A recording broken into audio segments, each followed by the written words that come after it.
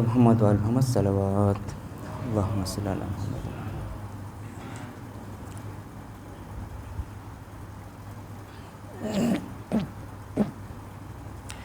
اے باد صبا جا کے امّوں کو بتانا،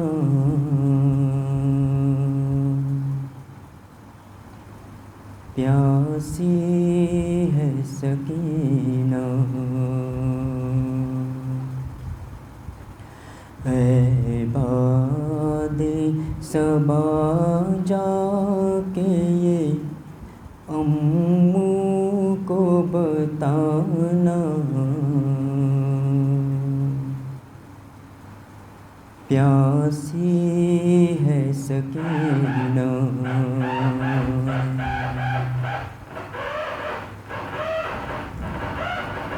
آئے تو سکینہ تو چچا لوٹ کے آنا، پیاسی ہے سکینہ.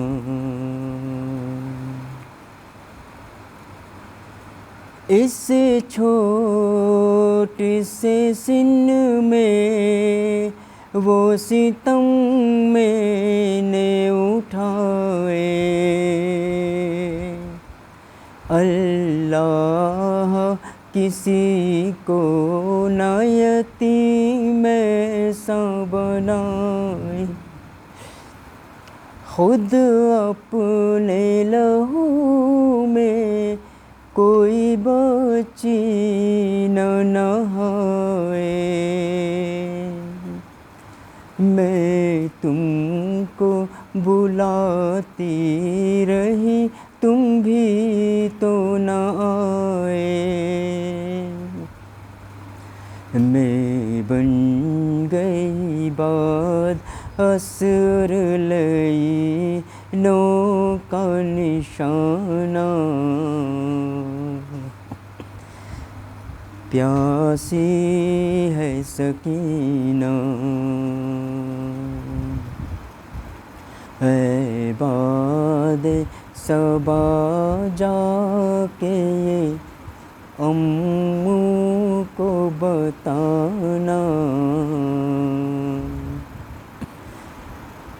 پیاسی ہے سکینہ.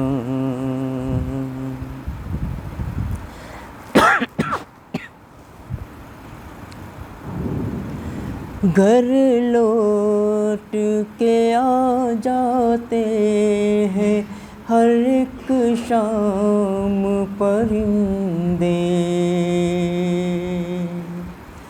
قسمت میں لکھے ہیں میری زندہ کے اندھیرے.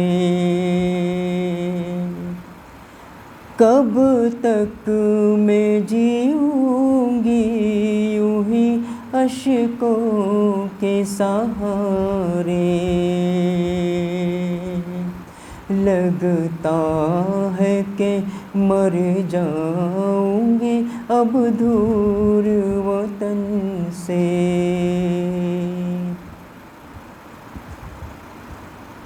ہوگا نہ میسر مجھے گھر لوٹ کے جانا،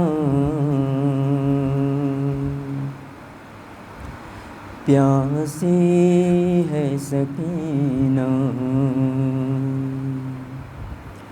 اے باد صبا جا کے امّوں کو بتانا، پیاسی ہے سکینہ.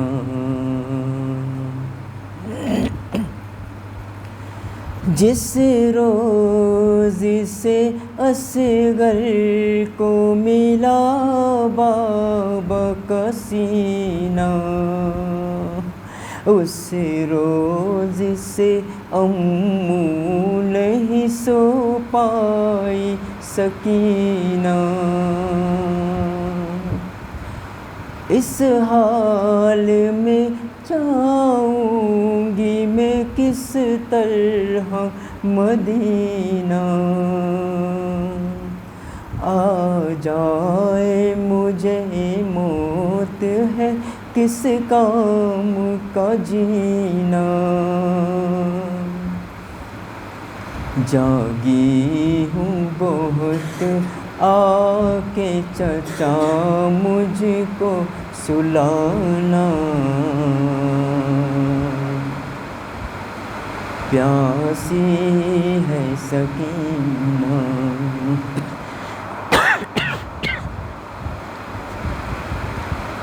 پانی کی طلب مجھ کو کھلاتی رہی ٹھوکر، کہتا تھا لے دوں گا میں فوجوں کو پلا کر، جب شمر لئی کر چکا سیراب یہ لشکر، دکھلا کے مجھے پھینک دیا پانی زمین پر، تب سمجھی میں کیا ہوتا ہے امید دلانا، پیاسی ہے سکینہ،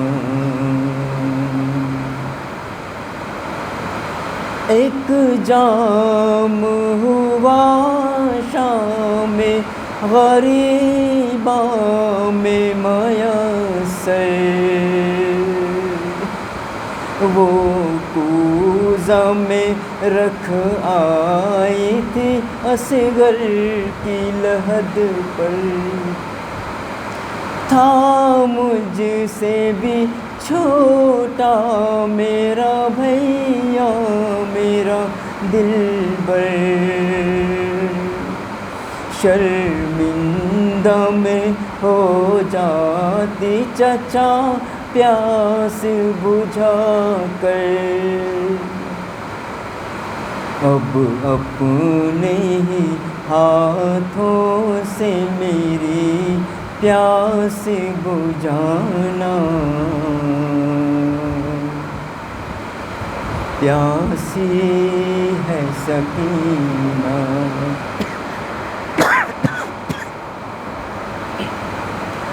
ایک راس میں ہم سب کے گلے باندھ کے آدا کرتے ہوئے تشہیر چلے جانب کوفہ، اور اس پہ مصیبت یہ تھی قد میرا تھا چھوٹا،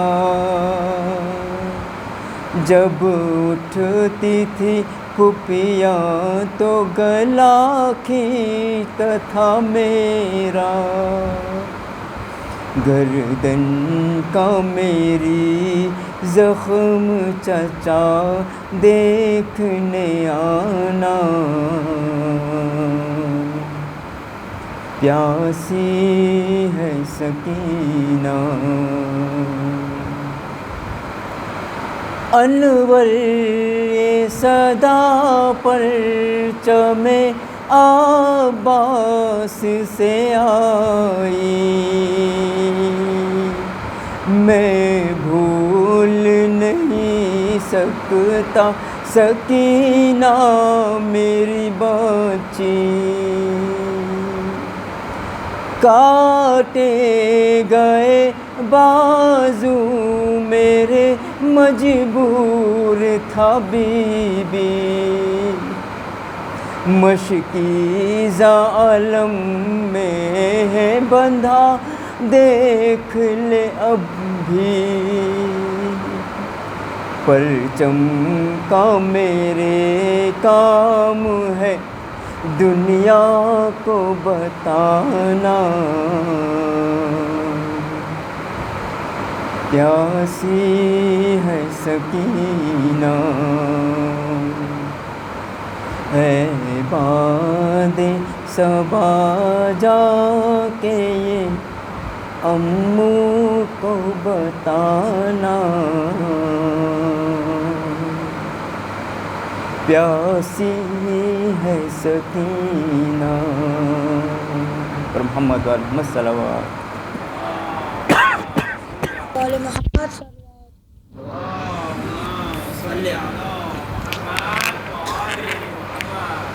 جب مجھے آپ کے قاتل نے ہے مارا بابا، جب مجھے آپ کے قاتل نے ہے مارا بابا، ہر تماچے پہ سکینہ نے، ہر تماچے پہ سکینہ نے پکارا بابا، جب مجھے آپ کے قاتل نے ہے مارا بابا، جب مجھے آپ کے قاتل نے ہے مارا بابا، نوکے نیزہ پہ اسے دیکھوں تو دیکھوں کیسے، نوکے نیزہ پہ اسے دیکھوں تو دیکھوں کیسے، میرا جگر تھا میری جان سے بھی پیارا بابا، جب مجھے آپ کے قاتل ہے مارا بابا، جب مجھے آپ کے قاتل ہے مارا بابا، وہ جو در آپ نے تحفے میں مجھے بخشے تھے، وہ جو در آپ نے تحفے میں مجھے بخشے تھے، ان کو بے دردی سے ظالم نے اتارا بابا، جب مجھے آپ کے قاتل ہے مارا بابا، جب مجھے آپ کے قاتل ہے مارا بابا، ایک اپنے آپ ہو ایک اپنے رہے گی بیٹی، ایک اپنے آپ ہو ایک اپنے رہے گی بیٹی، میرا جگر تھا میری جان سے بھی پیارا بابا، جب مجھے آپ کے قاتل مارا بابا، محمد وآل محمد صلی علی محمد وآل محمد۔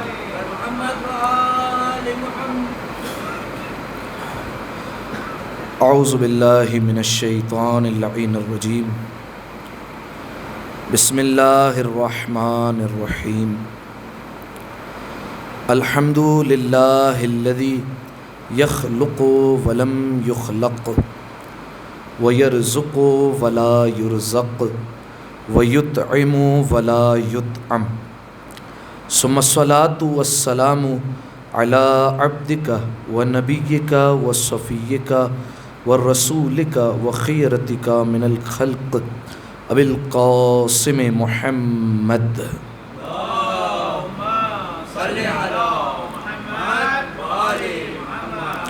وعلی اہل بیتہ الطیبین الطاہرین المعصومین المظلومین، سیما ابن عمہ علی علیہ السلام، وہو النبأ العظیم والصراط المستقیم والقرآن الکلیم، وہو الصدیق الاکبر والفاروق الاعظم وحبل اللہ المتین وإمام المسلمين ووصي رسول رب العالمين واللعنة الدائمة على أعدائهم أجمعين.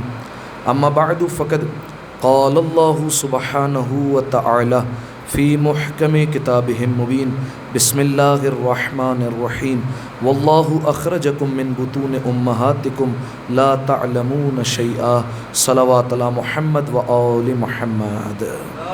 اللهم صل على محمد وآل محمد.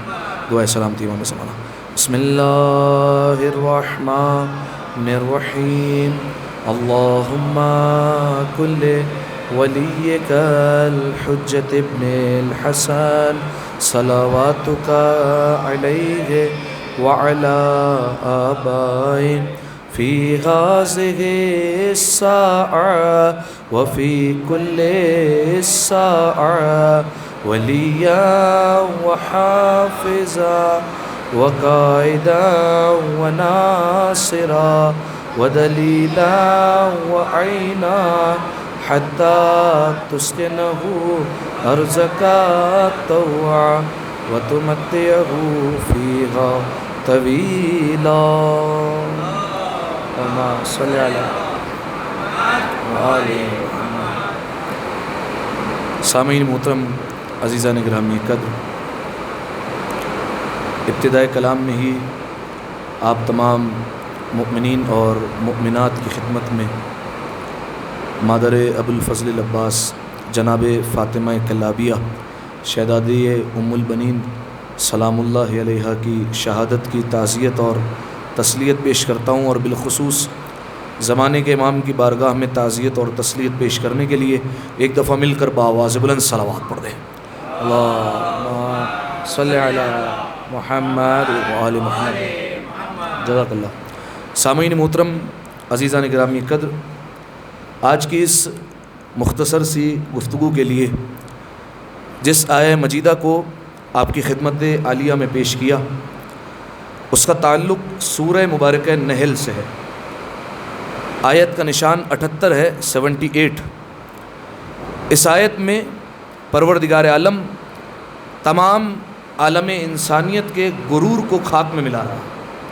وہ انسان جو اس زمین پر اکڑ کر چلتا ہے، وہ انسان جو دوسروں کو اپنی دولت کا رعب اور دبدبہ دکھاتا ہے، وہ انسان جو طاقت کے نشے میں ہمیشہ ڈوبا رہتا ہے، جسے اقتدار کے نشے نے دیوانہ کر دیا ہے، اس انسان کے غرور کو پروردگار عالم نے ایک آیت کے ذریعے زیر کر دیا ہے. ارشاد رب العزت ہوتا ہے واللہ اخرجکم من بطون امہاتکم لا تعلمون شیئا. فرمائے کہ اللہ وہ ہے کہ جس نے تمہیں تمہاری ماؤں کے شکموں سے نکالا اور اس عالم میں نکالا کہ تم کوئی چیز نہیں جانتے تھے، کسی چیز کا علم نہیں رکھتے تھے. تو جب سامعین محترم انسان کا آغاز یہ ہے کہ اسے کسی چیز کا علم نہیں تھا، اسے کسی بات کا پتہ نہیں تھا، تو وہ غرور کس بات پر کرتا ہے اور کس بنیاد پر کرتا ہے؟ لہٰذا سامعین محترم، اس روئے زمین پر ایک انسان بتائیے جو اس پروردگار عالم کے فیصلے کو رد کر دے، پروردگار عالم کے اس چیلنج کو ختم کر دے اور کہے کہ جب ہم اس دنیا میں آئے تھے تو ہمیں سب کچھ پتہ تھا، ہم سب کچھ جانتے تھے. ایسا کوئی انسان آپ کو نہیں ملے گا.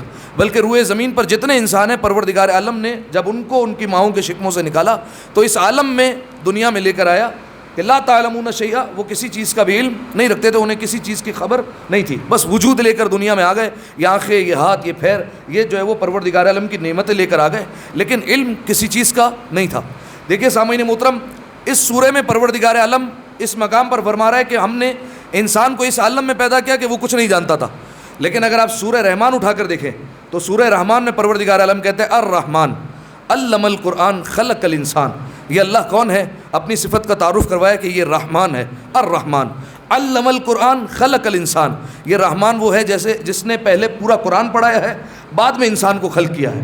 تو اب سامعین محترم تلاش کیجئے روئے زمین پر ایسا انسان کہ جسے پروردگار عالم نے پہلے پورا قرآن پڑھایا، بعد میں اسے اس دنیا میں بھیجا ہے. اگر اب بھی سمجھ میں نہیں آیا تو 13 رجب چلیے سہن خواب میں، تو آپ کو ایک بچہ نظر آئے گا جو یہ رسول اللہ کی گود پہ کہتا ہوا نظر آئے گا یا رسول اللہ پہلے توریت سناؤں، پہلے زبور سناؤں، پہلے انجیل سناؤں، پہلے قرآن سناؤں. لہٰذا سامعین محترم ہم اور ہیں، اہل بیت علیہ السلام اور ہیں، ٹھیک ہے. ہمارا آغاز بھی ان کے جیسا نہیں، ہماری ولادت بھی ان کے جیسی نہیں. جب ہم اس دنیا میں آئے تو جاہل آئے تھے، لیکن جب اہل بیت علیہ السلام اس دنیا میں آئے تو پروردگار عالم کی جانب سے علم لے کر آئے. پہلے پروردگار عالم نے انہیں پڑھایا, بعد میں اس دنیا میں بھیجا. اچھا سامعین محترم, اگر آپ توجہ کریں, دیکھیے پروردگار عالم نے ایسا کیوں نہیں کیا کہ ہمیں بھی اس دنیا میں جب بھیجتا تو پڑھا لکھا کر بھیج دیتا. ٹھیک ہے, ہو سکتا تھا نا ایسا کہ جب ہم بھی اس دنیا میں آتے تو پڑھ لکھ کر آتے, سب کچھ ہمیں بھی پتہ ہوتا, ہر شے کا علم ہوتا. لیکن پروردگار عالم انسانوں کے مزاج سے واقف ہے. پروردگار عالم انسان کے مزاج کو جانتا ہے کہ اگر میں اسے پڑھا لکھا کر بھیج دیتا تو یہ ہے گنہگار انسان, لیکن یہ دنیا میں جا کر معصوم کی برابری کرے گا, اور معصوم سے جا کر جو گناہوں سے پاک ہے ان سے جا کر کہنے لگے گا کہ جو آپ کو آتا ہے وہ ہمیں بھی آتا ہے. پروردگار عالم نے ہمیں بھی وہ سکھایا, تو لہٰذا کیا فرق ہے؟ لہٰذا سامعین محترم, پروردگار عالم نے انسان کو جاہل پیدا کیا. پروردگار عالم سب برداشت کر سکتا ہے, لیکن توہین معصوم برداشت نہیں کر سکتا. آپ پوری تاریخ انسانیت اٹھائیں, آپ کو پروردگار عالم کا یہی مزاج نظر آئے گا کہ وہ توہین معصوم کبھی بھی برداشت نہیں کرے گا. آپ دیکھیے شیطان, اس نے کتنے سجدی کی پروردگار عالم کو. ٹھیک ہے, اس کے بارے میں پروردگار عالم نے قرآن میں کہا ہے وَكَانَ مِنَ الْكَافِرِينَ, یہ شیطان تو تھا ہی پرانا کافر. ٹھیک ہے, لفظ استعمال ہوا ہے کانا, یہ ہے ماضی کا صیغہ, پاسٹ ٹینس ہے. وَكَانَ مِنَ الْكَافِرِينَ, وہ تو تھا ہی کافروں میں سے, پرانا کافر تھا. تو پالنے والے جب پرانا کافر تھا تو پہلے عذاب کیوں نہیں بھیجا, اس پر عذاب کیوں نازل نہیں کیا؟ پروردگار عالم کا مزاج نہیں ہے فوراً عذاب نازل کرنا. لیکن جیسے ہی جناب آدم علیہ السلام کے مقابلے میں آیا اور کہا انا خیر منہ, میں اس سے بہتر ہوں, اب پروردگار عالم کو توہین معصوم برداشت نہیں ہے. فرمایا فخرج منہا, نکل میری بارگاہ سے, اور باہر نکل جا. ٹھیک ہے, تو پروردگار عالم نے اس پر پہلے عذاب نازل نہیں کیا, لیکن جہاں توہین معصوم ہوئی اپنی بارگاہ سے نکال دیا. آئیے جناب ابراہیم علیہ السلام کا زمانہ, کون تھا اس وقت ظالم بادشاہ؟ کیا نام تھا؟ کیا نام تھا؟ ہاں, نمرود تھا. ٹھیک ہے, 550 سال اس نے خدائی کی ہے, 550 سال تک بادشاہی میں رہا ہے وہ, 550 سال تک یہ دعویٰ کرتا رہا ہے کہ میں خدا ہوں, مجھے خدا کہو. ایک مقام بتائیے کہ پروردگار عالم نے عذاب نازل کیا ہو؟ نہیں کیا. پروردگار عالم کا مزاج نہیں ہے کہ وہ فوراً عذاب نازل کرے. لیکن جہاں جناب ابراہیم علیہ السلام کے مقابلے میں آیا, ایک مچھر اس کے ناک میں گھسا دیا. وہی نمرود جو سب کو کہہ رہا تھا مجھے خدا کہو, سب کو کہتا تھا کہ دو جوتے جو ہے وہ میرے سر پہ مارتے ہوئے یہاں سے جاؤ. کیسا عذاب نازل کیا پروردگار عالم نے؟ توہین معصوم کے مقابلے میں آ گیا. آئیے جناب موسیٰ علیہ السلام کا دور, فرعون 600 سال تک بادشاہی کرتا رہا. ٹھیک ہے, ایک تاریخ کے مطابق. پروردگار عالم نے کہیں پر بتائیے عذاب نازل کر دیا ہو؟ نہیں کیا. 72 زبانوں کا عالم تھا فرعون, 72 زبانیں جانتا تھا. اس کا اصل نام ولید تھا.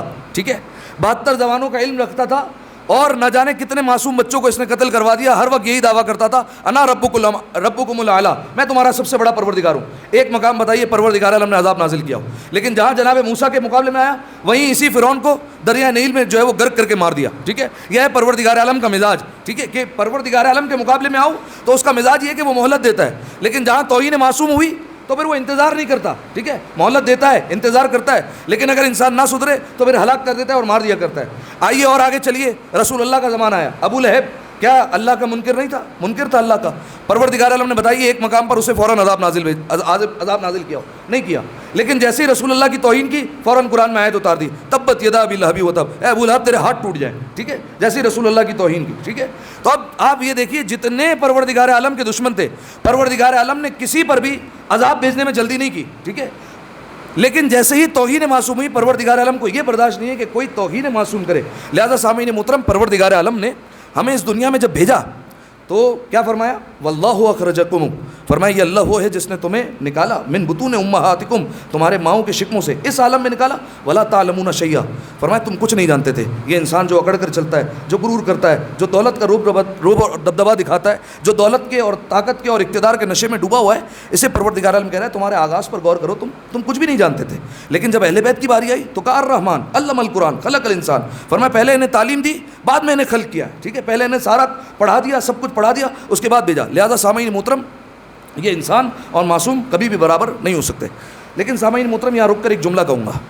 دیکھیے اس انسان کو پروردگار عالم نے جو دنیا میں بھیجا تو جاہل بھیجا. ٹھیک ہے, اس کے پاس جہالت تھی, لیکن پروردگار عالم نے علم کی دولت سے اسے محروم نہیں کیا, بلکہ علم دینے کے لیے ایک مدرسے کا انتظام کیا. اس مدرسے کو کیا کہتے ہیں؟ اسے ماں کی گودی کہتے ہیں. ٹھیک ہے, اس ماں کی گود میں اس کی تعلیم کا سارا بندوبست کیا کہ یہ ماں جو ہے وہ اس کو سکھائے گی اور ساری چیزیں اس کو پڑھائے گی. ٹھیک ہے, تو پہلی معلمہ انسان کی کون ہے؟ اس کی ماں ہے. پہلی مدرسہ جو اسے درس دینے والی ہے وہ کون ہے؟ اس کی ماں ہے. پہلا مدرسہ جہاں پر انسان پروان چڑھتا ہے, جہاں کچھ سیکھتا ہے, وہ ماں کی گود ہے. ٹھیک ہے, اتنا بلند مقام پر ماں کا کہ پروردگار عالم نے اپنے رسول کی زبان سے یہ جملہ نکلوایا, الجنت تحت قدم امک, فرمایا کہ تمہاری جنت کہاں ہے؟ تمہاری ماں کے قدموں کے نیچے. اب ایک جملہ کہنے دیجئے. آج جس بی بی کا ذکر ہے اس کی عظمت کے کیا کہنے, اس کی عظمت پر ہماری جانیں قربان ہو جائے, ہماری نسلیں قربان ہو جائے. کیا کہنے اس بی بی کی عظمت کے کہ وہ عباس جو بغیر ہاتھوں کے تمام دنیا کو جنت بانٹ رہا ہے, اس کی جنت ام البنین کے قدموں میں موجود ہے. ٹھیک ہے, اس کی جنت اگر کہیں پر ہے تو کہاں ہے؟ جناب ام البنین کے قدموں میں. ایک دفعہ صلوات پڑھے مل کر بآواز بلند. اللہم صلی علی محمد وآلہ. اب جناب ام البنین پر مختصر گفتگو کرنی ہے اور چند حوالے سے آپ کے سامنے گفتگو کروں گا. ایک تو جناب ام البنین کا ادب, ٹھیک ہے, جو کہ جناب عباس میں منتقل ہوا. جناب ام البنین کا ایثار, قربانی, یہ بھی جناب عباس میں آئی. اور تیسرا, جناب ام البنین نے امام حسین علیہ السلام کی عزاداری کو کیسے منعقد کیا. ٹھیک ہے, اور جناب ام البنین واقع کربلا میں ساتھ کیوں نہیں گئی امام حسین علیہ السلام کے, کیا وجہ تھی. ٹھیک ہے, اور پھر آخر میں جو ہے وہ اگر وقت بچا تو انشاءاللہ اشارہ کروں گا جناب ام البنین سے توسل کے ایک آدھ واقعے کی طرف انشاءاللہ آپ کی خدمت پہ. ایک دفعہ صلوات عطیہ کریں مل کر بآواز بلند. اللہم صلی علی محمد. آپ اندازہ لگائیے جناب ام البنین کی عظمت کا کہ امیر المؤمنین جسے پوری دنیا طلب کرتی ہے, جسے پوری دنیا چاہتی ہے, جسے پوری دنیا جو ہے وہ طلب کرتی ہے, اس امیر المؤمنین کی طلب کا نام ام البنین ہے. ٹھیک ہے, اور اسی ام البنین کے ذریعے سے جناب عباس اس دنیا میں آئے ہیں. ٹھیک ہے, کیا کہنے جناب ام البنین کے, جو علی کے ہوتے ہوئے زمانے کو ایک اور علی دے دے اسے ام البنین کہا جاتا ہے. ٹھیک ہے, اچھا جو عقد ہوا ہے جناب ام البنین کا وہ کب ہوا ہے؟ دیکھیے, سب سے پہلا ازدواج امیر المؤمنین کا جناب سیدہ کے ساتھ. ٹھیک ہے, اس کے بعد کس سے عقد کیا مولانا؟ کس سے عقد کیا؟ جناب سیدہ کے بعد عقد کیا ہے کس سے؟ آواز نہیں آئی. جناب عقد کیا ہے امیر المومنین نے جناب ثمامہ سے. ٹھیک ہے, ان سے عقد ہوا. جناب ثمامہ کے بعد عقد ہوا ہے جناب خولہ سے, جو کہ محمد حنفیہ کی والدہ ہے. ٹھیک ہے, اس کے بعد عقد کیا ہے اسماء بنت امیس سے امیر المومنین نے. ٹھیک ہے, اسماء بنت امیس کون؟ کہ جو مسلمانوں کے خلیفہ اول کی جو ہے وہ زوجہ رہ چکی ہیں, اور محمد ابن ابی بکر انہی کے وطن سے, جن کے لیے مولا نے فرمایا کہ یہ اس کے وطن سے لیکن ہے میرا بیٹا. ٹھیک ہے, محمد ابن ابی بکر کے لیے فرمایا. اور پھر اس کے بعد جب یہ 3 عقد ہو گئے جناب سیدہ کے بعد, اس کے بعد عقد اور ازدواج فرمایا کس سے؟ جناب ام البنین سے, جناب فاطمہ کلابیہ سے. اور کسے کہا تھا؟ جناب عقیل سے. ٹھیک ہے, جناب عقیل کون ہے؟ امیر المومنین کے بھائی ہے. کتنے سال بڑے مولا سے؟ یہ پتہ ہونا چاہیے بھائی آپ کو, کتنے سال بڑے؟ مولا سے 20 سال بڑے. صحیح ہے, جناب عقیل. ہر بھائی میں 10 سال کا فرق ہے. ٹھیک ہے, جناب طالب, اس کے 10 سال بعد جناب عقیل, جناب عقیل کے 10 سال بعد جناب جعفر, جناب جعفر کے 10 سال بعد امیر المؤمنین. ٹھیک ہے, تو عقیل بڑے ہیں 20 سال امیر المؤمنین سے. لیکن آپ جانتے ہیں ہر بھائی امیر المؤمنین سے بڑا ہے, لیکن جب بھی پوچھا جاتا تھا کون بڑا ہے تو ایک ہی جواب ملتا تھا کہ عمر میں ہم بڑے ہیں, رتبے میں علی بڑا ہے. ٹھیک ہے, ہر ایک یہی جواب دیتا تھا. جناب جعفر طیار جب حبشہ گئے تھے ہجرت کر کے, تو وہاں کے بادشاہ نے پوچھا تھا کہ آپ بڑے ہیں, آپ کا علی بھائی بڑا ہے. فرمایا عمر میں بڑا ہوں لیکن مرتبے میں میرا بھائی علی بڑا ہے. ٹھیک ہے, یہ ان کا طریقہ کار ہوا کرتا تھا. تو امیر المومنین نے طلب کیا جناب عقیل کو. جناب عقیل آئے. جناب عقیل آپ جانتے ہیں عالم نصاب تھے. نصاب کسے کہتے ہیں؟ شجروں کا علم رکھنے والا. نسب یعنی جو ہے وہ جتنی پشتیں گزر چکی ہیں, جتنے پرانے خاندان ہیں, ہر ایک کے خاندان کو جانتے تھے.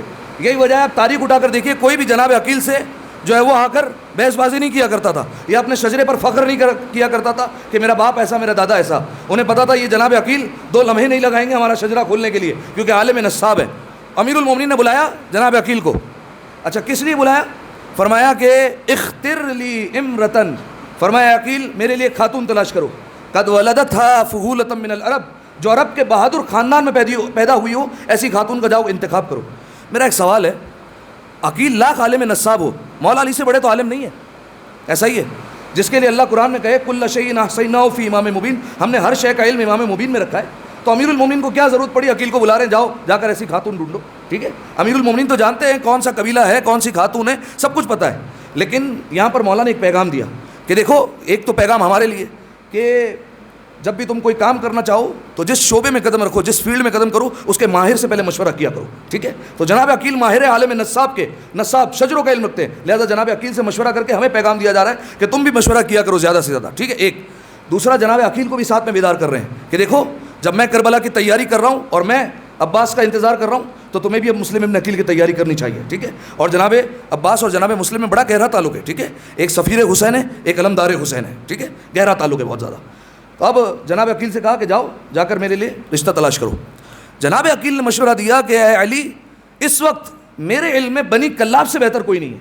بنی کلاب ایک خاندان تھا. اب اس کی خصوصیت سنیں، بنی کلاب کتنا شجاع خاندان تھا. تاریخ کہتی ہے بنی کلاب اتنا شجاع خاندان تھا کہ عرب کے جاہلیت کے دور میں بھی جب جنگیں ہوا کرتی تھی تو جب لوگ جنگ پر جاتے تھے تو بنی کلاب کے سرداروں کے نام اپنی تلواروں پر لکھا کرتے تھے. ان کا یہ ماننا تھا کہ اگر ان کے نام ہم تلواروں پہ لکھیں گے تو ہم جنگ جیت کرائیں گے. ٹھیک ہے، ان کا ماننا تھا. جناب ام البنین کے کوئی والد کا نام بتا سکتا ہے؟ کیا نام تھا؟ کیا ہو گیا بھائی؟ شہزادی کے والد گرامی کا نام کیا تھا؟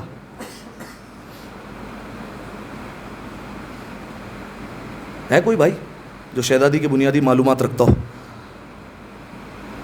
کیا تھا نام شہزادی کے والد کا؟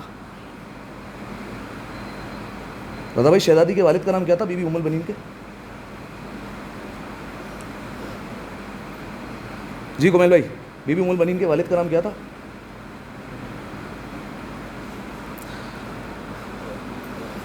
نام تھا جناب حزام. ٹھیک ہے، یہ نام تھا شہزادی کے.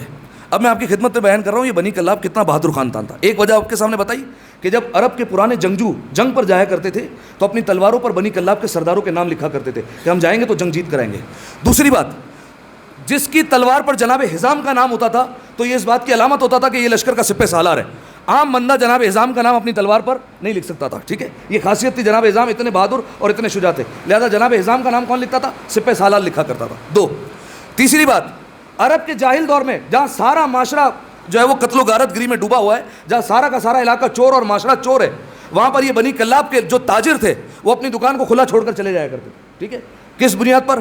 اس بنیاد پر کہ وہ جانتے تھے کہ ہمارا روب اور اتنا دبدبا ہے کہ کسی میں ضرورت نہیں ہے کہ ہماری دکان پر آ کر ڈاکہ ڈال سکے. ٹھیک ہے، اپنی دکان کو کھلا چھوڑ کر چلے جایا کرتے تھے. جیسے آج ہوتا ہے نا وقفہ برائے نماز اور چلے گئے. ٹھیک ہے، لیکن کیا کرتے؟ شٹر گرا کے جاتے ہیں. لیکن ادھر کیا ہوتا تھا؟ بنی کلاب کے تاجر دکان کو کھلا رکھ کر چلے جایا کرتے تھے اور لوگ ان کے خوف میں اتنا ہوتے تھے کہ آتے تھے اگر سامان خریدنے تو پیسے گلے میں ڈالتے تھے اور چیز اٹھا کر یہ لکھ کر جاتے تھے کہ ہم فلاں چیز آپ کے یہاں سے لے جا رہے ہیں. ٹھیک ہے، اتنا روب اور اتنا دبدبا. دوسری بات، ان کا جانور اگر گلیوں میں گھوما کرتا تو یہ علامت ہوتی تھی کہ اس کے گلے میں رسی نہیں ہوا کرتی تھی. ٹھیک ہے، اور ان کا جانور جب گلیوں سے گزرا کرتا تھا تو لوگ ایسے رستے دیا کرتے تھے جیسے سرداروں کو رستے دیے جاتے ہیں. ٹھیک ہے، اس طریقے سے جانوروں کے لیے رستے دیے جاتے تھے. اگلی بات، وحشی جانور سے لوگ ڈر کر بھاگتے ہیں، لیکن وحشی جانوروں میں بھی اتنا خوف ہوتا تھا کہ اگر یہ کسی کے جانور کے پیچھے لگ جائیں تو جانور ان سے بھاگنے لگ جاتا تھا. ٹھیک ہے، یہی وجہ ہے. آپ جا کر اٹھا کر دیکھیے جناب عباس کا نام کیا ہے؟ عباس کا کیا مطلب ہے؟ شیر. لیکن آپ جانتے ہیں عرب زبان میں شیر کی کئی قسمیں. ٹھیک ہے، شیر کی بہت ساری قسمیں. اگر مطلقاً شیر ہو تو اسے کہتے ہیں اسد عربی زبان میں. ٹھیک ہے، اسی طریقے سے اگر شیر دھاڑ رہا ہو تو اسے غضنفر کہتے ہیں. ٹھیک ہے، اگر شیر بوڑھا ہو چکا ہو تو اسے زیغم کہتے ہیں. اسی طریقے سے اگر شیر گرا رہا ہو تو اسے لیس کہا جاتا ہے. اسی طریقے سے اگر شیر حملہ کر کے شکار کے 2 ٹکڑے کر دے اسے حیدر کہتے ہیں. اور جس سے دوسرے شیر ڈر کر بھاگ جائے اسے عباس کہا جاتا ہے. ٹھیک ہے، تو اب آپ دیکھیے بنی کلاب کا خاندان کہ وحشی جانور ڈر کر جو ہے وہ بھاگ جایا کرتے تھے. اسی بنیاد پر نام رکھا گیا عباس. ٹھیک ہے، تو یہ ہے بنی کلاب. تو جناب عقیل امیر المومنین سے کہہ رہے ہیں اے علی، آپ نے مجھے ایک خاتون کا انتخاب کرنے کے لیے کہا. میرے علم میں جتنا مجھے علم ہے اس وقت بنی کلاب سے بہتر کوئی نہیں، اور میں جانتا ہوں حزام کی بیٹی کو اگر آپ کہیں تو میں آپ کا رشتہ لے کر جاؤں. امیر المومنین نے حامی بھری. عقیل آپ جائیے میرا رشتہ لے کر. کیوں؟ مولانا نے وجہ بیان فرمایا کہ آپ ایک خاتون کا انتخاب کیجئے لأتزوجها، تاکہ میں اس سے شادی کروں. کیوں؟ لتلد غلاما فارسا، تاکہ وہ ایک شیر بیٹے کو دنیا میں لا سکے. ٹھیک ہے، ایک شیر بیٹے کی دنیا میں مجھے آمد چاہیے. جناب عقیل چلے گھر سے. اب آپ منظر سوچئے، عقیل جا رہے ہیں رشتہ لے کر، اور کس کا رشتہ لے کر جا رہے ہیں؟ علی ابن ابی طالب کا. تو کیا عالم ہوگا رشتہ جب لے کر جا رہے ہیں؟ عقیل جھوم جھوم کر جو ہے وہ گلیوں میں گزر رہے ہیں کہ کس کا رشتہ لینے کے لیے جا رہے ہیں؟ علی ابن ابی طالب کا. یا جملہ بدل کر کہہ دوں کہ میں اس کا رشتہ لے کر جا رہا ہوں جس کے گھر پر ستارے رشتے لے کر آیا کرتے ہیں، اس کا رشتہ لے کر میں جا رہا ہوں. جناب عقیل جھوم جھوم کر پہنچے بنی کلاب کے خاندان میں، اور وہاں پر جیسے ہی دستک دی جناب حزام وہاں پر موجود تھے.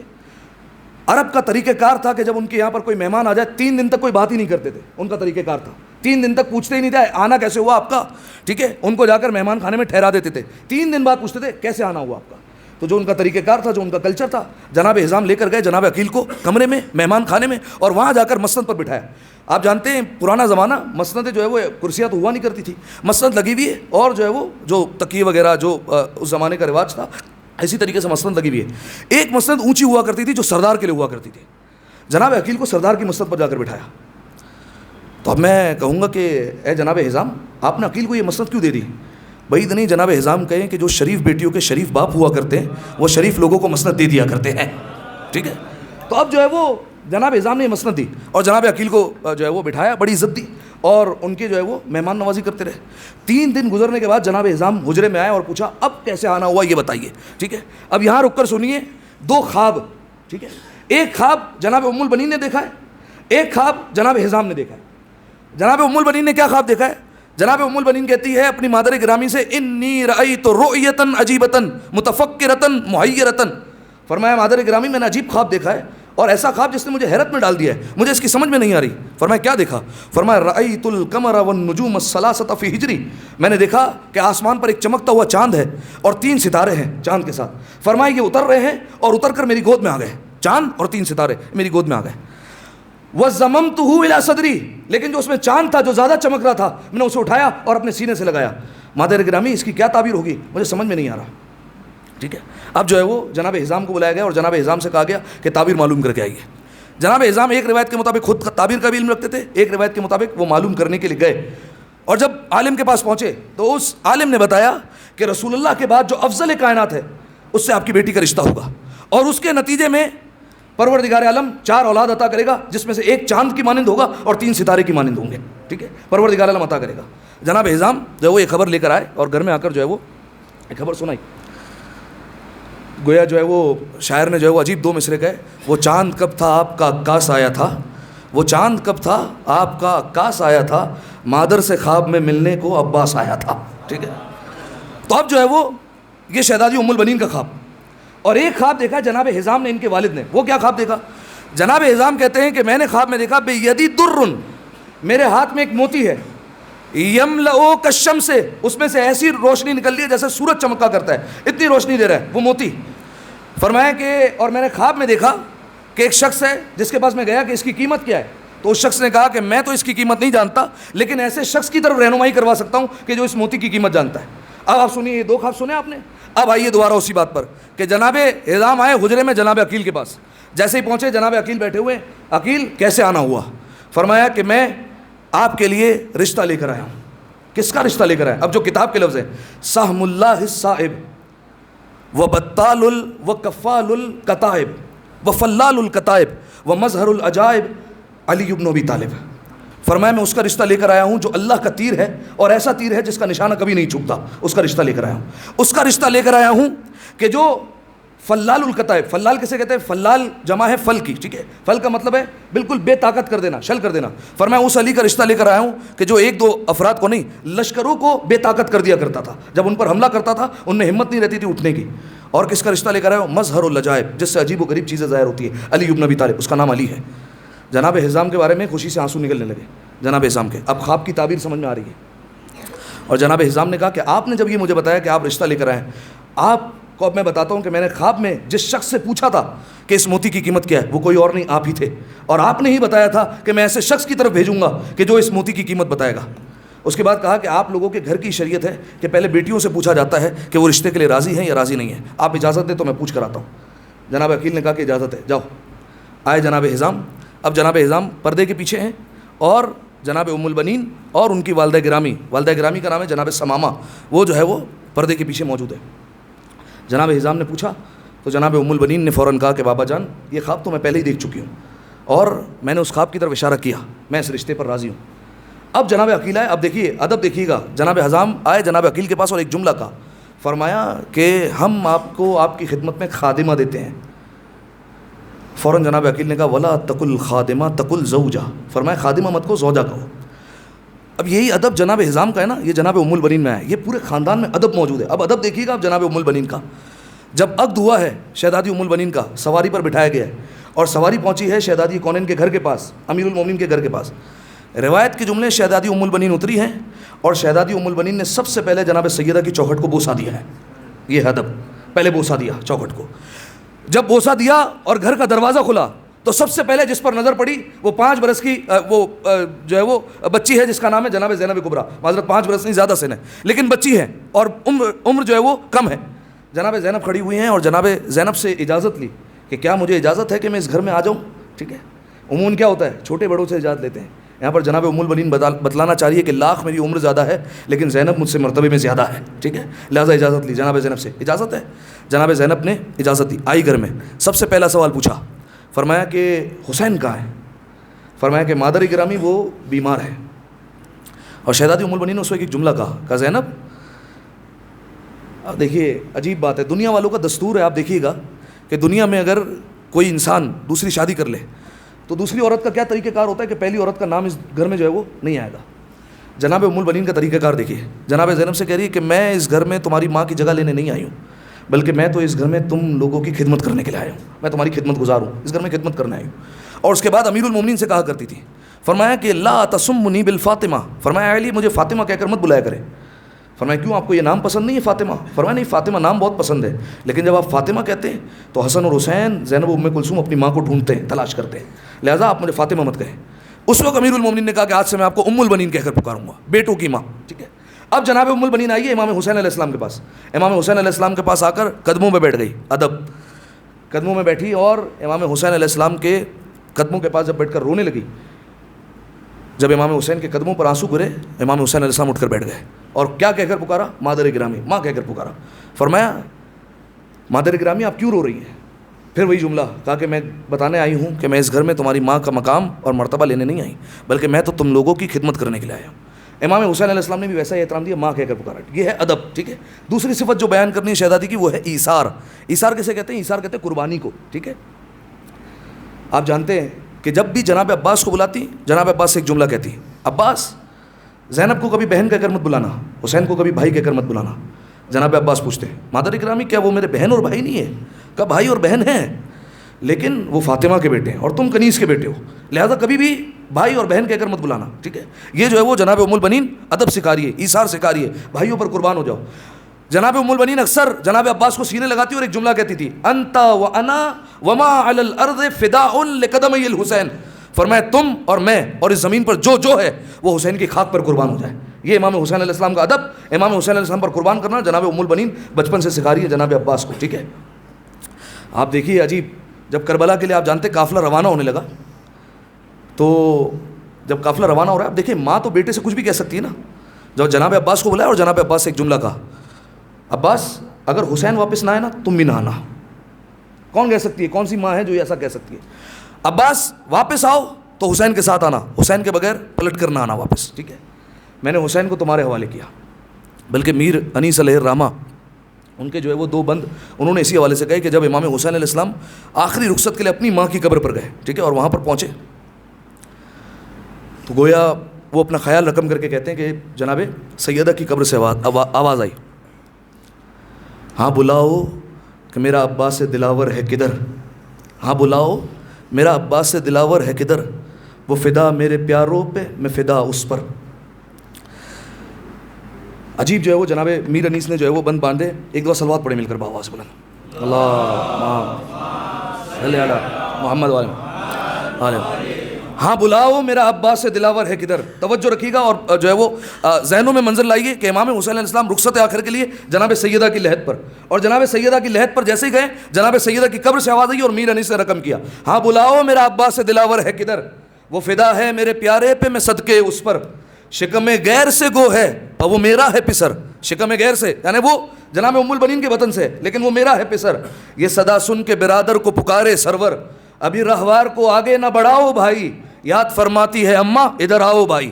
جناب عباس اترے راہوار سے اور پہنچے جناب سیدہ کی قبر پر. کیا کیا؟ ادب اور ایثار یاد ہے. آ کے عباس نے سر رکھ دیا پائین مزار. عباس نے کہاں سر رکھا؟ جناب سیدہ کی صرف لحد پر نہیں, جناب سیدہ کی جہاں پائنتی ہے, جہاں جو ہے وہ قدم مبارک ہے, وہاں اپنا سر رکھا. آ کے عباس نے سر رکھ دیا پائین مزار, آئی زہرا کی صدا میں تیری غربت پہ نثار, اپنے پیاروں کے برابر میں تجھے کرتی ہوں پیار, دھیان بھائی کی حفاظت کر رہے ہے زنہار, کوئی غربت میں سے مار نہ ڈالے بیٹا, کوئی غربت میں سے مار نہ ڈالے بیٹا, میرا شبیر ہے اب تیرے حوالے بیٹا. آئے ہے جناب عباس ایثار قربانی. جناب ام البنین نے کہا عباس واپس پلٹ کر نہ آنا, اگر آنا ہے تو حسین کے ساتھ آنا ورنہ نہ آنا. ایثار جناب عباس, پہلی صفت ادب, دوسری صفت ایثار قربانی. تیسری صفت جو جناب ام البنین کی بیان کرنی ہے وہ ہے عزا امام حسین علیہ السلام. کیسے امام حسین کے بعد انہوں نے عزاداری بپا کی. لیکن اس سے پہلے ایک سوال کہ جناب ام البنین امام حسین علیہ السلام کے ساتھ کیوں نہیں گئی؟ کیا وجہ تھی کہ جناب ام البنین ساتھ نہیں گئی؟ کربلا والوں کے ساتھ چلی جاتی, بہت ساری مستورات تھیں, بہت ساری شہزادیاں تھیں, جناب ام البنین کیوں نہیں گئی؟ دیکھیے اب کئی وجہ ہے. پہلی وجہ یہ کہ امام حسین علیہ السلام جب جا رہے تھے تو کئی لوگوں کو لے کر جا رہے تھے, لیکن کچھ لوگوں کو چھوڑ کر بھی جا رہے تھے, جن میں بنیادی نام ہے جناب فاطمہ صغریٰ کا. ٹھیک ہے, اسی طریقے سے جناب عباس کے ایک بیٹے جن کا نام ہے عبید اللہ, بہت کم سن تھے, ان کو بھی وہیں چھوڑ دیا. ٹھیک ہے, اور بنی ہاشم کی دیگر مستورات بھی وہاں پر موجود تھی. تو کسی ایسی ہستی کا موجود ہونا ضروری تھا کہ جو باروب ہو اور با طاقت ہو, ٹھیک ہے, کہ جس کی طرف کوئی نگاہ اٹھا کر نہ دیکھ سکے. اور امام حسین علیہ السلام جانتے تھے کہ جناب ام البنین کا تعلق ہے بنی کلاب سے, لہذا جناب ام البنین کو وہاں چھوڑا. ایک وجہ. دوسری وجہ یہ ہے کہ آپ جانتے ہیں کہ رسول اللہ کی ایک زوجہ ہے, ٹھیک ہے, جن سے ہمارے بھائی لوگ جو ہے وہ بہت زیادہ روایتیں نقل کرتے ہیں. ٹھیک ہے, ایک زوجہ سے آپ جانتے ہیں کہ وہ کب تک زندہ رہیں؟ وہ زندہ رہیں کربلا سے 1.5 سال پہلے تک. ٹھیک ہے, تو جب کربلا سے 1.5 سال پہلے تک زندہ تھی تو ہوتا کیا تھا؟ ہوتا یہ تھا کہ جتنے دیگر لوگ تھے, جتنی دیگر خواتین تھیں, وہ سب کے سب علم حاصل کرنے آتی تھی ان کے پاس. لہٰذا امام حسین علیہ السلام کو ایک خاتون کا ایسا چھوڑنا بھی ضروری تھا کہ جن کے پاس اہل بیت علیہ السلام کے چاہنے والے کی خواتین جا سکے. ٹھیک ہے, لہٰذا جناب ام البنین کو چھوڑا وہاں پر کہ آپ یہیں ٹھہریے. اور جناب ام البنین کا آپ علم جانتے کہ جس کے بیٹے کا علم ایسا ہو کہ رسول اللہ نے امیر المومنین کو ایسے علم دیا روایت میں کہ جیسے ایک پرندہ دوسرے پرندے کی چونچ میں دانہ رکھتا ہے, نہ ادھر نہ ادھر, ویسے امیر المومنین نے جناب عباس کو ایسے ہی علم دیا. ٹھیک ہے, بالکل یہی الفاظ ہے. تو اب جناب ام البنین کے علم کا آپ اندازہ لگائیے. تو یہ وجہ تھی جناب ام البنین کو وہیں پر چھوڑا. اب آئیے جناب ام البنین سے ایک توسل کی جو ہے وہ میں بات نقل کروں اور بات جو ہے وہ ختم کرتے ہیں. جناب ام البنین سے توسل کے کئی طریقے ہیں. ٹھیک ہے, دیکھیے یہ انوکھا رشتہ ہے کائنات میں کہ بیٹا بھی باب الحوائج ہے, ماں بھی باب الحوائج ہے. ٹھیک ہے, دونوں حاجتوں کا دروازہ ہے.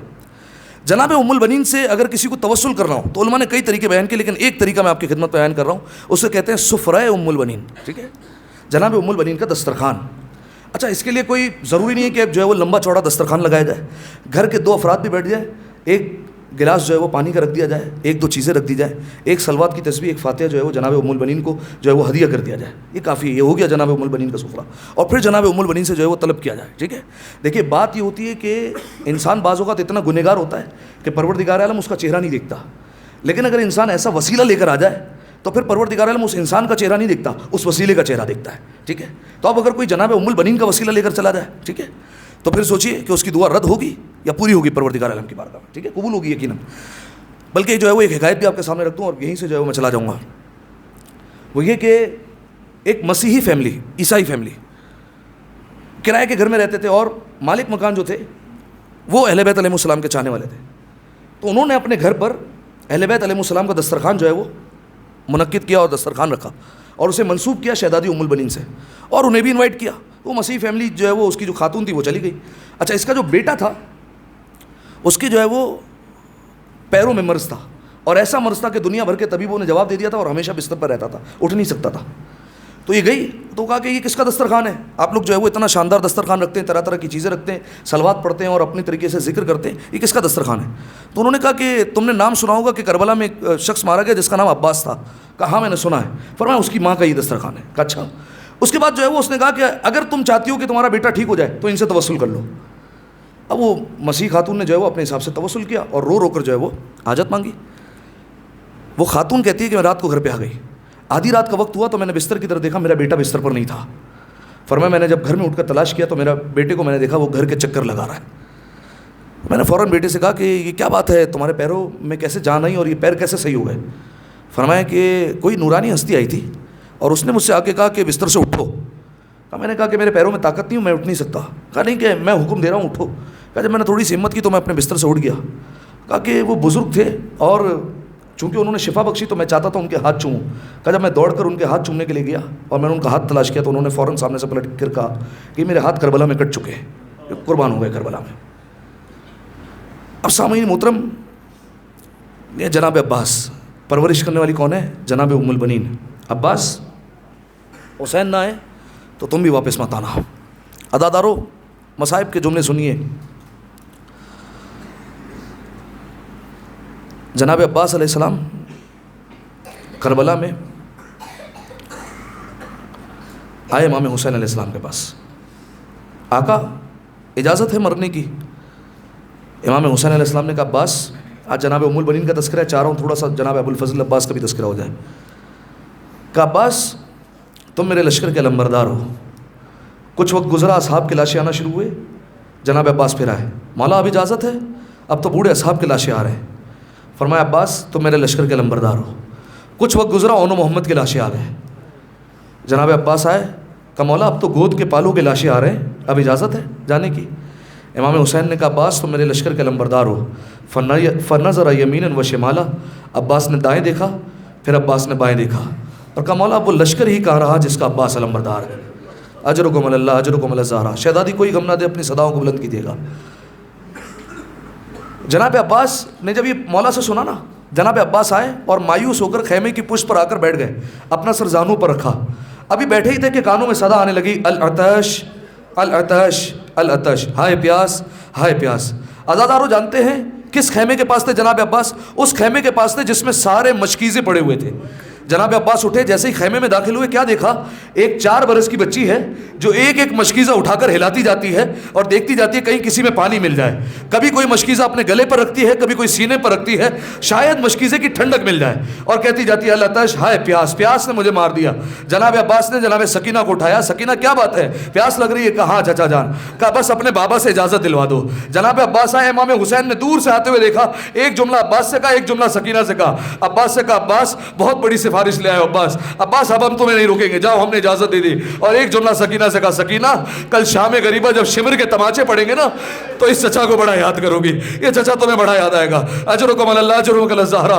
یہی حق ہے جناب عباس پر رونے کا. اگر کسی کو عباس پر بھی رونا نہ آئے تو میں اسے کیا کہوں؟ اجرکم علی اللہ، اجرکم علی الزہرا. شہزادی کوئی غم نہ دے. بس عزادارو جناب عباس سے کہا عباس جاؤ بچوں کے لیے پانی کی سبیل کرو. عزادارو جناب عباس نے مشکیزہ لیا اور نیزہ لیا ہاتھ میں اور چلے ہیں دریا کی طرف. ایک مرتبہ جب چلنے لگے نا، سکینہ نے سارے بچوں کو جمع کرنا شروع کیا اور سارے بچے جمع ہو گئے. سکینہ نے دیکھو، وہ دیکھو میرا چچا جا رہا ہے، وہ دیکھو علم جا رہا ہے، وہ دیکھو علم ابھی دریا میں اترا، دیکھو علم واپس آ رہا ہے، دیکھو پانی آ رہا ہے، دیکھو سب سے پہلے ہم چھوٹوں کو پانی پلائیں گے. ایک مرتبہ علم دائیں جھکا، پھر بائیں جھکا. سکینہ نے فوراً کوزے رکھے، ہاتھوں کو اٹھایا اور کہا پروردگارا میرے چچا کی خیر ہو. بس عزادارو سارے بچے دعائیں کر رہے ہیں. آپ جانتے نہیں کیا ہوا؟ عباس کا دایاں بازو قلم ہوا، بایاں بازو قلم ہوا. کسی ملعون نے جناب عباس کی آنکھ میں تیر مارا. عزادارو جانتے ہیں جناب عباس ایک عالم کے خواب میں آئے. اس عالم نے پوچھا مولا میں نے سنا ہے کہ آپ کی آنکھ میں تیر لگا تھا، مولا کیا یہ صحیح بات ہے کہ آپ کو تیر لگا تھا؟ مولا نے کہا ہاں میرے چاہنے والوں کو بتانا، اگر ان کی آنکھ میں کوئی معمولی تنکا بھی چلے جائے ان سے برداشت نہیں ہوتا. ارے میری آنکھوں میں بڑے قریب سے تیر مارا گیا، لیکن میں تیر کو کیسے نکالتا؟ ارے جس کے ہاتھ ہی موجود نہ ہو بھلا وہ تیر کو کیسے نکالے گا؟ عزادارو جناب عباس جھکے، تیر کو زانوؤں کے درمیان پھنسایا اور کھینچا. عزادارو جانتے ہیں اجرکم علی اللہ، اجرکم علی الزہرا. عزادارو ایک مرتبہ سر پر گرز لگا، جناب عباس زمین کربلا پر آئے، امام حسین کو آواز دی. عزادارو ہم سنتے نا کہ امام حسین نے صبح سے لاشیں اٹھائے، لیکن آپ جانتے ہیں عزادارو امام حسین جب بھی کسی کا لاشا اٹھانے جاتے تھے نا، امام حسین کو ایک دل میں تسلی ہوتی تھی، ایک دل میں امام حسین کو اطمینان ہوتا تھا کہ میں جا رہا ہوں لیکن خیموں کی حفاظت کے لیے عباس موجود ہے. امام حسین تسلی کے ساتھ جاتے تھے، لیکن اب عباس گئے، اب کوئی نہیں رہا. عزادارو جانتے ہیں امام حسین جب جا رہے تھے کبھی خیموں کو دیکھتے تھے، کبھی عباس کے لاشے کو دیکھتے تھے، پھر خیموں کو دیکھتے تھے، پھر عباس کے لاشوں کو دیکھتے تھے، اور ایک جملہ کہتے تھے عباس عباس مجھے آواز دو، عباس تم کہاں ہو؟ عباس دیکھو دشمن تالیاں بجا رہا ہے، عباس دشمن تانے دے رہا ہے، عباس دشمن ہنس رہا ہے. عزادارو ہم سنتے نا جناب عباس کی ایک آنکھ میں خون، ایک آنکھ میں تیر. جناب عباس کو پتہ کیسے چلا امام حسین ہے؟ عزادارو عجیب بات ہے، جب امام حسین کے لب جناب عباس نے اپنے رخسار پر محسوس کیے نا، تب پتہ چلا کہ میرا بھائی آ گیا. فوراً کہا آقا اماں نے بتایا تھا کہ جب میں دنیا میں آیا تھا سب سے پہلے میں نے آپ کا دیدار کیا تھا. آقا اب دنیا سے جا رہا ہوں، چاہتا ہوں آپ کا دیدار کروں، لیکن میری ایک آنکھ میں تیر ہے، ایک آنکھ میں خون ہے. اگر زحمت نہ سمجھے ابا کے دامن سے خون صاف کر دے. اور اس کے بعد کہا بھیا آقا اماں سے کہیے گا میں نے کوئی کام نہیں کہا تھا، اماں نے مجھے کہا تھا حسین سے کوئی کام نہ کہنا، میں نے کوئی کام نہیں کہا ہے، میرے ہاتھ نہیں ہے اس لیے آپ کو زحمت دے رہا ہوں، اگر ہاتھ ہوتے تو یہ بھی زحمت نہ دیتا. عزادارو امام حسین نے خون صاف کیا، جناب عباس نے زیارت کی، اور ایک مرتبہ امام حسین نے کہا عباس ساری زندگی تم نے کبھی آقا کہا کبھی مولا کا عباس، ایک بار بھائی کہہ کر بلا دو۔ عزادارو جناب عباس سے بھائی کہا۔ علامہ اظہر حسن زیدی کہتے ہیں اس وقت کربلا میں ایک غبار اٹھا، ایک برقع پوش بی بی آئی اور کہا عباس، حسین کو بھائی کہا، مجھے بھی ماں کہہ کر پکار مجھے بھی ماں کہہ کر پکار دو۔ اجرکم اللہ اجرکم الزہرا۔ بس عزادارو جناب عباس کا سر امام حسین زانو پر رکھتے ہیں، لیکن عباس بار بار زمین کربلا پر رکھ دیتے ہیں۔ فوراً پوچھا عباس کیا بات ہے، تم زانو پر سر کیوں نہیں رہنے دیتے؟ گویا جناب عباس نے کہا مولا ابھی تو آپ میرا سر زانو پر رکھ رہے ہیں، لیکن کچھ دیر بعد جب آپ گھوڑے سے زمین کربلا پر آئیں گے مولا آپ کو کون سنبھالے گا؟ اس وقت میں بھی نہ ہوں گا۔ بعید نہیں امام حسین نے کہا عباس کربلا سے ایک ماں آئے گی جو حسین کو آ کر سنبھالے گی۔ اجرکم اللہ اجرکم الزہرا۔ بس عزادارو امام حسین علیہ السلام چلے، علم اٹھایا ہے اور دوبارہ سوار ہوئے اور چلنے لگے، وصیت کے مطابق لاشا چھوڑ دیا۔ عزادارو جب چلے ہیں نا، سکینہ نے علم آتے دیکھا، کہا بچوں وہ دیکھو علم آ رہا ہے، وہ دیکھو میرا چچا آ رہا ہے، وہ دیکھو پانی لا رہا ہے۔ دیکھو بچوں جب چچا پانی لے کر آئے پہلے علی اصغر کو پلائیں گے، میرا اصغر بڑا پیاسا ہے۔ عزادارو اب سکینہ نے دیکھا علم تو آیا، علم بردار نہ آیا۔ سکینہ نے کہا بابا پانی نہیں چاہیے بابا، چچا کو لے آئیے۔ اجرکم اللہ اجرکم الزہرا۔ بس عزادارو یہ قافلہ چلا ہے لٹا ہوا، کوفہ گیا، کوفہ سے شام اور شام سے مدینہ کی طرف چلا ہے۔ امام سجاد نے کہا بشیر جاؤ اعلان کر دو کہ حسین کا لٹا ہوا قافلہ آ گیا۔ بشیر ابن جزلم نے جا کر اعلان کیا، لیکن بشیر کو کسی نے کہا اے بشیر جیسے ہی تو اعلان کرے گا نا ایک بی بی آئے گی جس کا نام ام البنین ہوگا۔ بشیر دیکھ اس کے چاروں بیٹے کربلا میں مارے گئے، چاروں بیٹوں کا ایک ساتھ مت بتانا، ایک ایک کر کے بتانا۔ بشیر ابن جزلم نے اعلان کیا ہے لوگوں وہ مدینہ جس میں حسین رہتا تھا اب وہ مدینہ رہنے کے قابل نہ رہا، کیونکہ جان مدینہ نواس رسول حسین مارا گیا۔ ایک مرتبہ گھر کا دروازہ کھلا، جناب ام البنین آئی۔ جناب ام البنین نے کہا بشیر کس حسین کی بات کر رہا ہے؟ کہا بی بی نواس حسین مارا گیا۔ جناب ام البنین نے کہا بشیر میں نہیں مانتی، عباس کے ہوتے ہوئے حسین مارا گیا، میں یہ نہیں مانتی ہوں۔ بشیر نے کہا نہیں بی بی آپ نے غلط سنا ہے، پہلے عباس مارا گیا بعد میں حسین مارا گیا ہے۔ کہا بشیر تو میرے بیٹے کو جانتا نہیں تھا، میرا بیٹا بڑا بہادر تھا، میرے بیٹے کو میں نے وفاداری سکھائی تھی۔ کہا بی بی اس کے سر پر گرز لگا تھا۔ کہا بشیر تو میرے بیٹے کو جانتا نہیں تھا، میرا بیٹا 2 انگلیوں کے وار سے گرز کو روک لیا کرتا تھا۔ اب بشیر نے کہا بی بی وار تو جب روکتا جب ہاتھ ہوتے، جس کے ہاتھ ہی نہ ہو بھلا کیسے وار روکے گا؟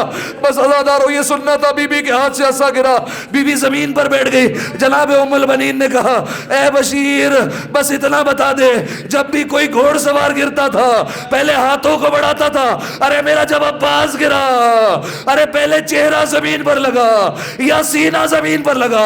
اجرکم اللہ۔ بشیر نے کہا بی بی پہلے چہرہ زمین پر لگا۔ بس عزادارو جناب ام البنین کہا کرتی تھی اے عباس عباس تو چلا گیا حسین بھی نہ رہا۔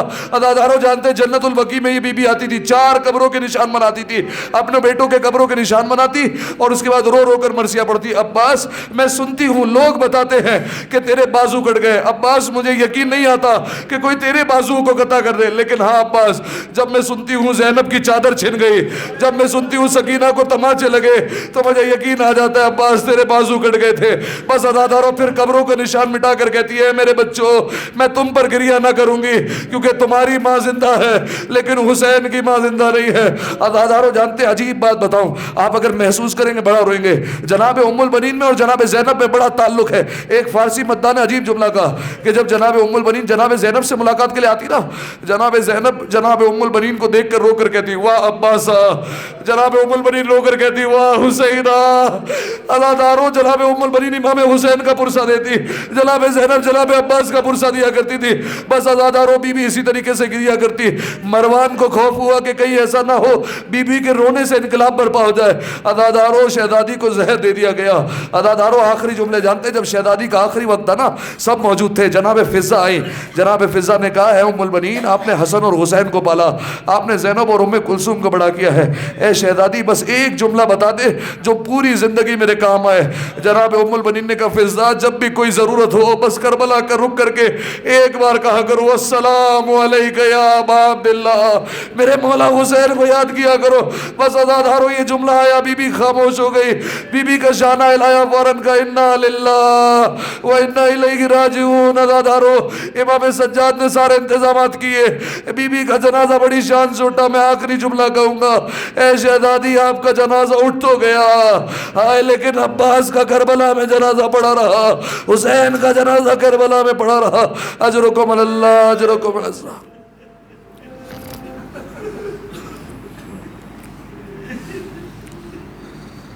لعنت اللہ علی القوم الظالمین وسيعلم الذين ظلموا أي منقلب ينقلبون. دعا ہے پروردگار عالم سے, پروردگارہ ہماری اس عبادت کو اپنی بارگاہ میں قبول فرما, تمام گناہ صغیرہ اور کبیرہ کو معاف فرما. میرے مالک جتنے حاضرین تشریف فرما ہے تمام کے حاجات کو اپنی بارگاہ میں قبول فرما. میرے مالک تمام کے رزق میں مزید وسعت عطا فرما. جہاں جہاں مومنین بیمار ہیں, جس کی جو حاجت ہے بحق ام البنین, میرے مالک تمام کے حاجات کو اپنی بارگاہ میں قبول فرما. میرے مالک جنت البقیع کی تعمیر کے اسباب جلد از جلد مہیا فرما. میرے مالک تجھے واسطہ ہے ابوالفضل عباس کا, جناب ام البنین کا. میرے مالک سرزمین شام پر جتنے مقامات مقدسہ ہے, بالخصوص شہزادی زینب اولیاء کا روضہ ہے, شہزادی سکینہ کا روضہ ہے, میرے مالک ان تمام روضوں کی حفاظت فرما. زمانے کے امام کے ظہور میں تعجیل فرما, ہم ان کے آوان و انصار میں شمار فرما. ماتم حسین.